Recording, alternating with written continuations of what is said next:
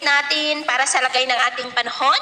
Ngayong umaga po ng April 14, 2025. Sa ngayon po ay nananatili na walang anumang banta ng sama ng panahon sa loob at labas ng ating area of responsibility. Easterlies pa rin ang dominanteng hangin na umiihip po ngayon dito sa ating bansa. Mayroon pong intertropical convergence zone pero nandyan po sa may south of Mindanao at sa ating long range forecast. Consistent pa rin na walang bagyo na namamataan na tatawid po sa ating kalupaan for the next weeks. At sa lagay ng ating panahon, ngayong madaling araw ay maayos ang panahon sa malaking bahagi ng ating bansa, maliban lamang sa mga tsansa po ng mga isolated rains sa ilang bahagi ng Palawan, Siquijor, Dumaguete, Dipolog, Oroqueta, Zamboanga, Sulu Archipelago at Mati. At mamaya ay sisikat ang araw sa malaking bahagi ng ating bansa, mainit at maalinsangan muli ang panahon, maliban lamang sa mga tsansa ng cloudy skies with isolated rain sa ilang bahagi ng Holosulu, Tawi-Tawi at Peace Lake. At mamayang hapon, maayos pa rin ang panahon sa malaking bahagi ng ating bansa, mainit at maalinsangan pero may tsansa pa rin ng cloudy skies with isolated rain sa ilang bahagi ng Mindanao,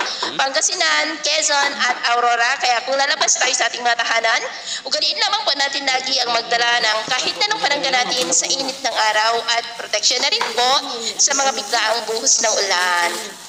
At sa atin naman pong mga baybayin, wala naman po tayong nakataas na namang gale warning signals, pero iba yung pag-ingat lamang po kung papalaod tayo para po mas makaiwas sa mga sakuna